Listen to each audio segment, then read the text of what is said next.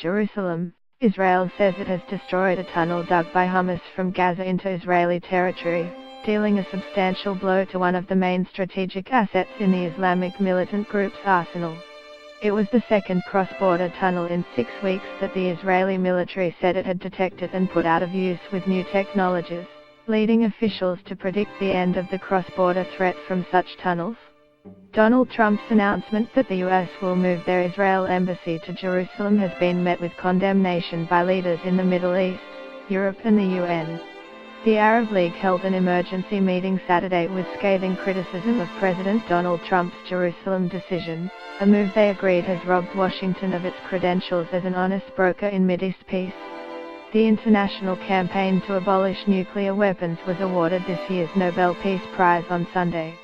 The RSPCA is calling for bull riding events to be banned in South Australia after a bucking bull snapped its leg while being ridden at an Adelaide rodeo.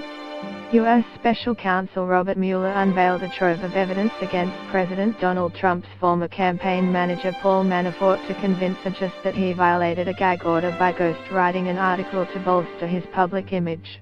President Trump was met by protesters and a boycott from civil rights activists at the grand opening of the Mississippi Civil Rights Museum.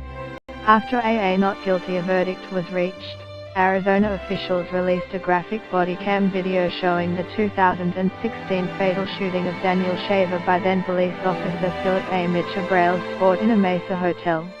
Hamas has held funerals for 2 of its gunmen, who were killed in Israeli airstrikes after Trump's controversial move to recognize Jerusalem as Israel's capital amplified conflict in the region. Donald Trump's announcement that the US will move their Israel embassy to Jerusalem has been met with condemnation by leaders in the Middle East, Europe and the UN. We have reached new technological capabilities in the struggle against terror tunnels, Israeli Defense Minister, Avigdor Lieberman, said in a statement.